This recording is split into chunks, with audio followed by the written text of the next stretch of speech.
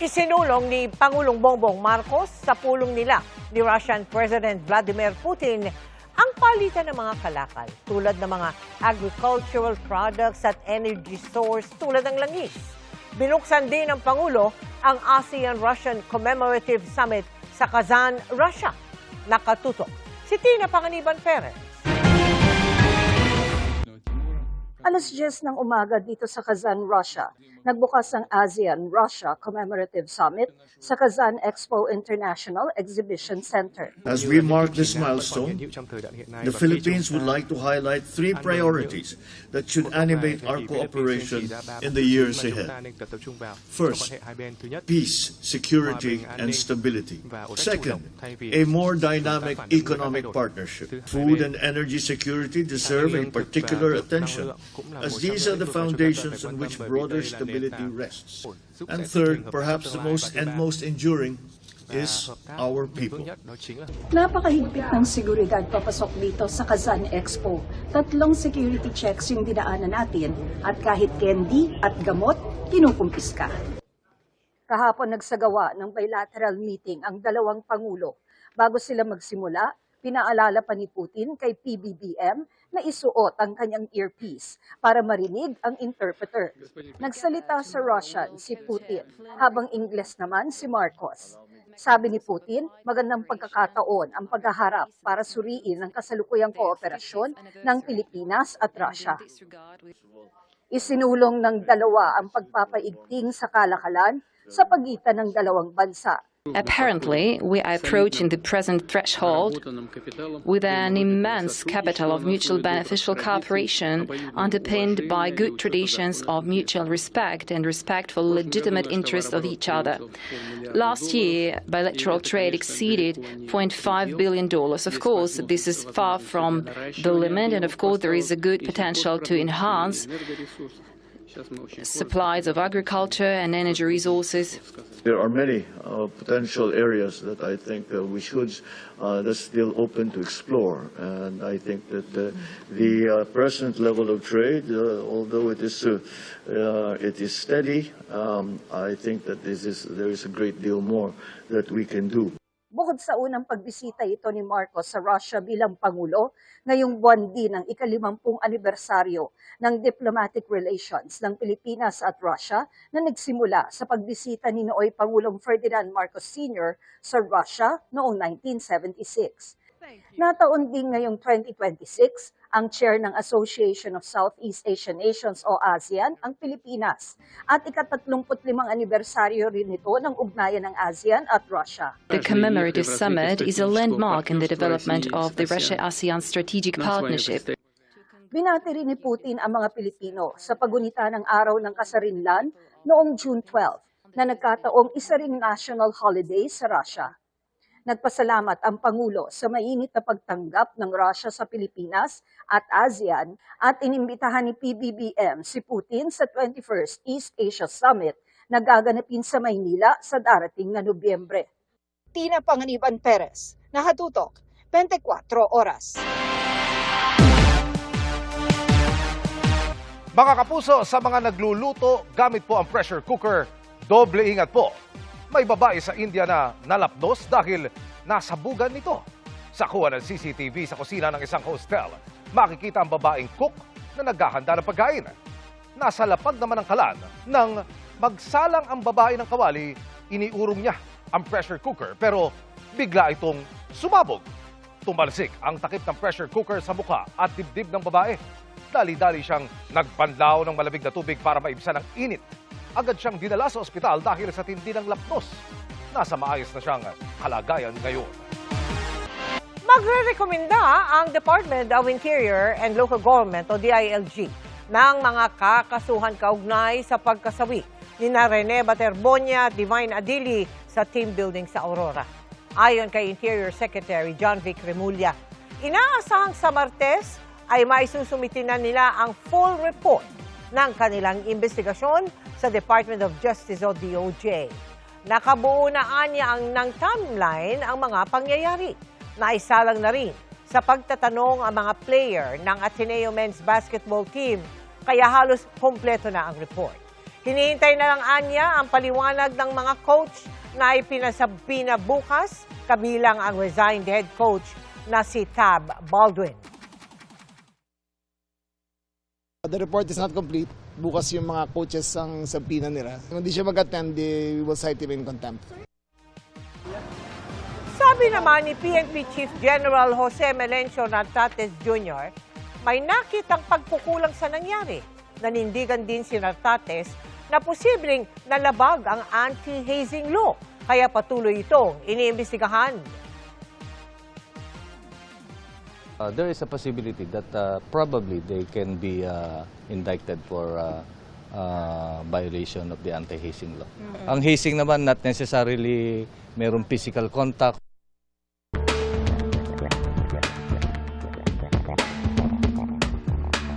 Mga kapuso, inireklamo ng mga residente ang nabistong iligal na pagsasali ng gasul sa isang tindahan sa Bacoor, Cavite. Ang peligrosong kalakaran, idinulog sa inyong Kapuso Action Man. Pangkaraniwang tindahan lang ng liquefied petroleum gas o LPG ito sa isang residential area sa Barangay Talaba 1, Bacoor City. Pero sa loob ng compound, may iligal umanong kalakaran ng pagsasalin. Makikita yan sa nakababahalang video na ipinadala sa inyong Kapuso Action Man ng isang concerned citizen.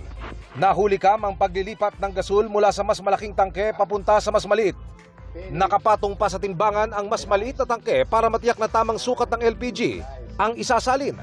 Ang kalakarang iyan, mahigpit na ipinagbabawal sa ilalim ng Republic Act 11592 mas kilalang LPG Industry Regulation Act.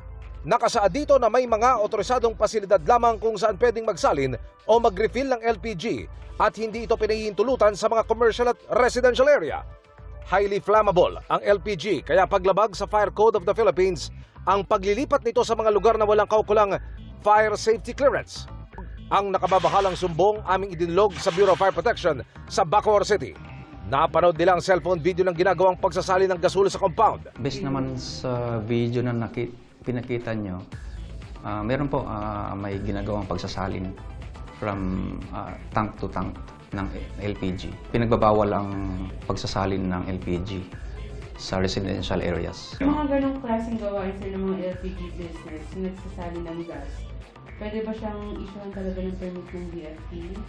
Hindi po pwedeng isyuhan yun, lalo na nasa residential area. At in violation din po yan sa comprehensive land use na bawal ang pagsasalin ng LPG sa mga residential areas. Wala din silang proper na gamit or personal protective equipment ng mga tao. Ayon sa verification ng BFP, mayroong kakulang business permit ang naturang tindahan ng LPG sa lokal na pamahalaan pero nilinaw nilang hindi kasama rito ang permit ng pagsasali ng gasul. Dahil diyan, daraan sa masusing proseso ng compliance ang naturang tindahan. Makaraang ma-inspeksyon ng BFP noong June 4. Pag ganito kasing illegal, nagbabase talaga kami sa mga complaint. At rest assured naman na a-action namin ito. Issuehan natin sila ng notice, notice to comply, notice to correct violation hanggang sa closure order. Maging ang Department of Energy, nakapag-inspeksyon na sa lugar, kinumpiska na nila ang mga ginagamit ng tindahan sa pagsasalin at nabigyan ng warning na itigil na ang pagsasagawa nito. Nag-message at tinawagan namin ang may-ari ng tindahan ng LPG para hingin ang kanilang panig pero tumanggi silang magpaunlak ng parayam. Mission accomplished tayo mga kapuso para po sa inyong mga sumbong. Pwedeng mag-message sa Kapuso Action Man Facebook page o magtungo sa GMA Action Center sa GMA Network Dive Corner, Samar Avenue, Diliman, Quezon City. Dahil sa anumang reklamo, pang-aabuso o katiwalian, tiyak, may katapat na aksyon sa inyo. Kapuso Action Man!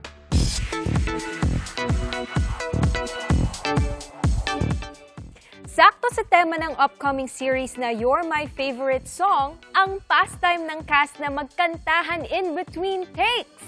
Ano kaya ang kanilang favorite music genre? Ichichika yan ni Nelson Canlas.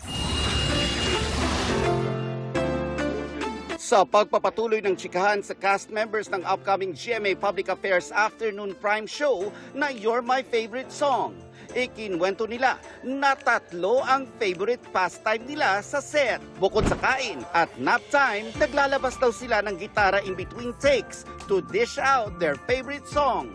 Iba't iba rin ang favorite nilang genre. Love song from a decade and a half ago ang music trip ni Gio Mana. Obviously, love struck kasi ang binata. Nothing on You by Bruno Mars. Why? Love song yan ah. Yeah, a special person. Yeah. Mahilig ka sa love song.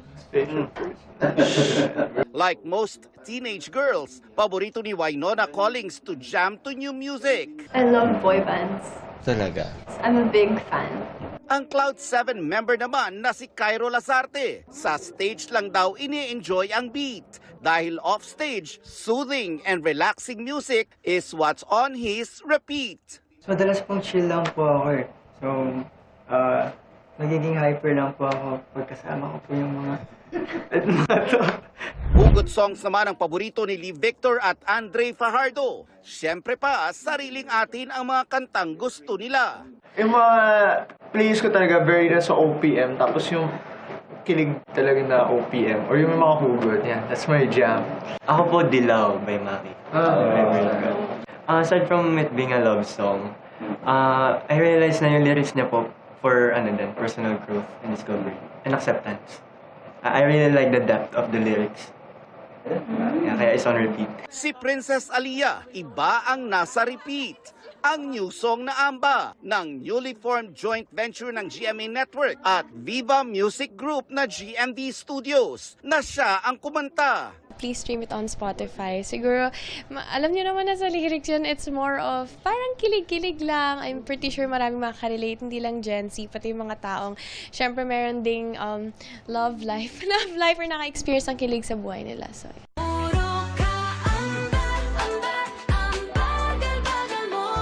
Siyempre, may pa-dance challenge ito at full support ang cast members ng You're My Favorite Song kay Princess.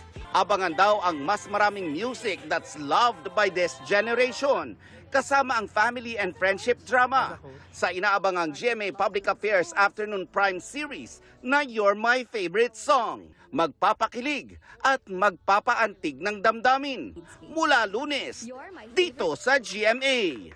Nelson Canlas, updated sa Showbiz Happening. Bistado ang modus ng isang nagpakilalang pulis na nagtangkang mangutong ng 2 motorista, kabilang ang driver ng isang kongresista. Arestado ang suspect na peking pulis pala at matagal ng awol sa traffic management team. Nakatutok si Joseph Moro.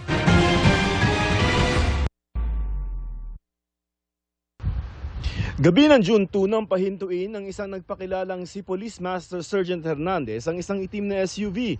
Beating the red light umano ang driver. Payag naman ang driver na matikitan siya pero nang sabihan siya ng nagpakilalang pulis na kailangang i-impound ng sasakyan, ipinakiusap ng driver ang sumita sa kanyang among si Surigao del Sur 2nd District Representative Alexander T. Pimentel. Kwento ni Pimentel, tutol din siya sa pag-i-impound ng kanyang sasakyan. Dadalhin ko yung sasakyan nyo kasi for verification. Kako nandyan naman yung ORCR, nandyan yung lisensya. Simple violation lang yan. Tikitan mo na. Dahil gabi na.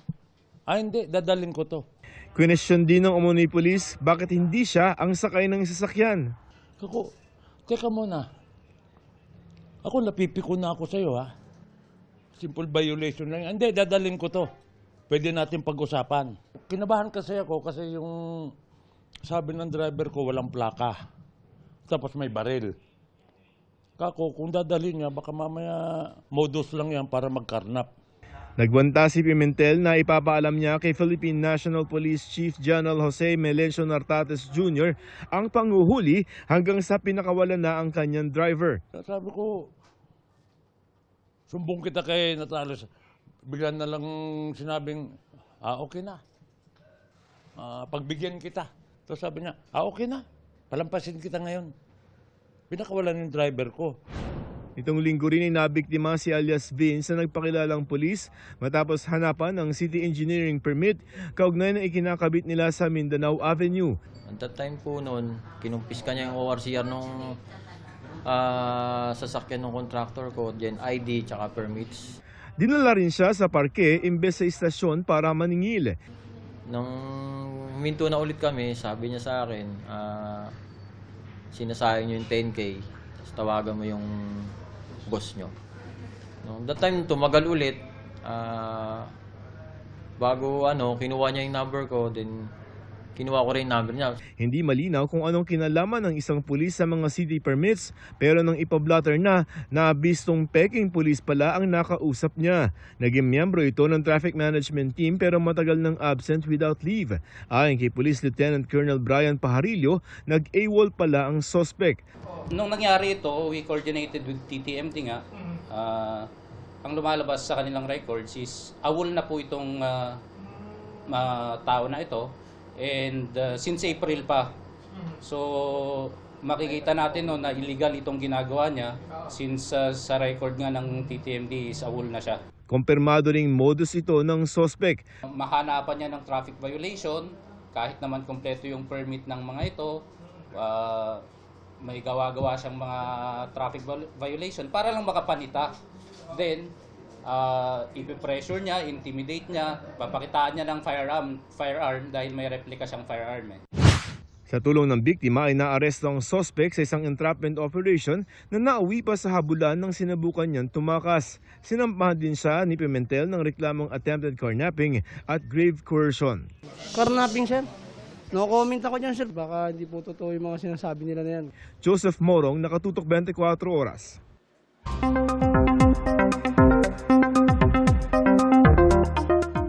Mga kapuso, bahagyang tumaas ang tsansang pumasok sa Philippine Area of Responsibility ang namumuong sama ng panahon.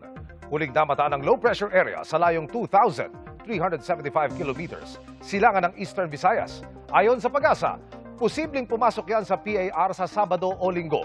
Kung lumakas bilang bagyo at nasa loob na ng PAR, papangalanan niyang Francisco, ang ika-6 na bagyo sa bansa ngayong taon.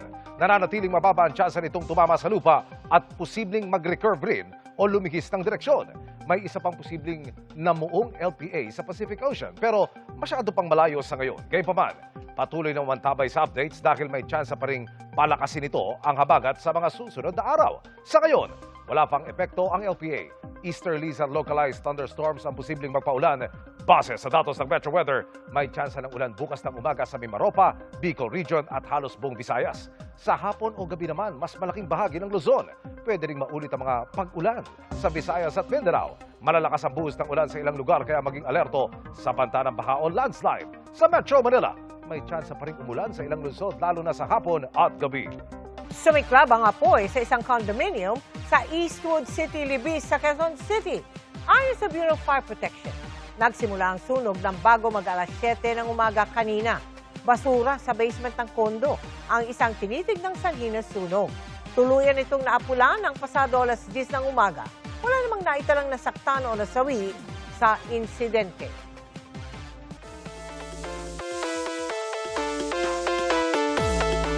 Mga kapuso, ilang dekada nang hindi natatalo sa women's softball ng Southeast Asian Games ang ating pambato na RP Blue Girls. Pang-13 na sila sa world rankings at sasabak sa Softball World Cup sa Peru ngayong Hulyo. Let's get in the game sa pagtutok ni Martin Javier.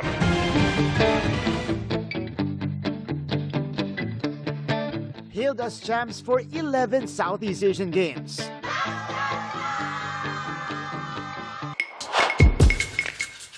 At nananatiling undefeated sa loob ng 46 na taon sa larangan ng women's softball sa naturang kompetisyon. They're literally unstoppable. Yan ang ating mga pambato, ang RP Blue Girls. Going into SEA Games, talagang merong pressure na nararamdaman since kailangan namin makuha yung 11th championship for the Philippines. Binigyan kami agad ng magandang laban ng Singapore team. Sa first game pa lang, talagang pinaramdam na nila sa amin na lalaban din sila hanggang dulo. Pero syempre, alam po namin sa sarili namin na hindi kami magpapatalo. Yung hunger namin for the gold medal, hindi siya nawawala. Kasi alam naman namin na pagdating ng Southeast Asian Games, gusto pa rin natin ipakita na dominante ng Pilipinas ang women's softball. Ang kada miyembro, pangarap ang puhunan sa bawat salang sa field at ang kanilang puspusang ensayo. All in the hopes of a 7 innings win.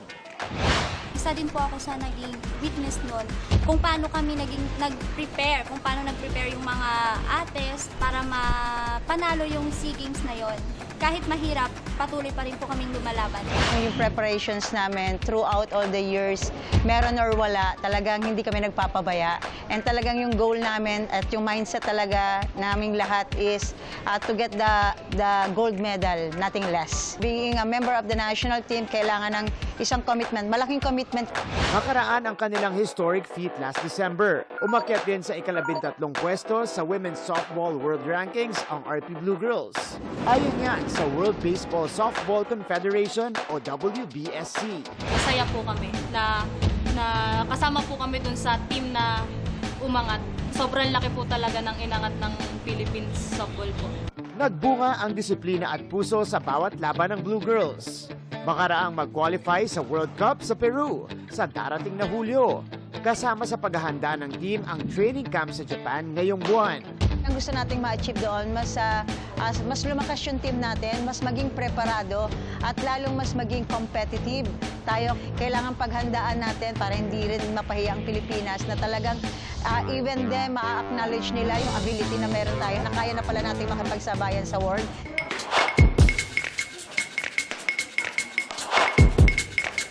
Ang isang typical softball team binubuo ng 9 to 10 players. Yung pitcher and catcher na tinuturing na battery ng team, yung mga infielders o yung first, second, and third baseman with a shortstop at yung mga outfielders na siyang sumasalo ng mga fly balls o hit balls para hindi maka-advance yung mga runners.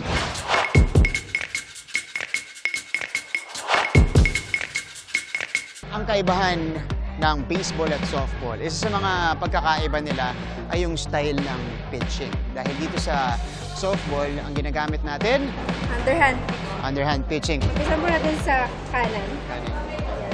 Tapos dito po, set po tayo. Tapos baba.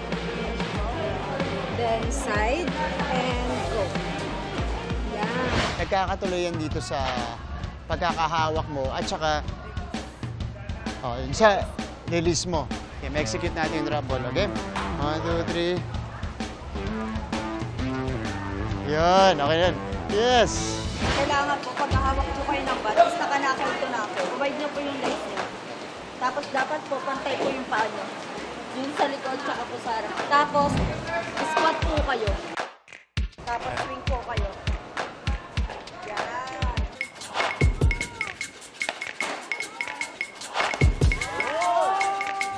Ngayong araw, nakilala natin ang ating pambato pagdating sa softball at nakasama pa natin sila maglaro. So, this has been Martin Javier. Keeping you in the game!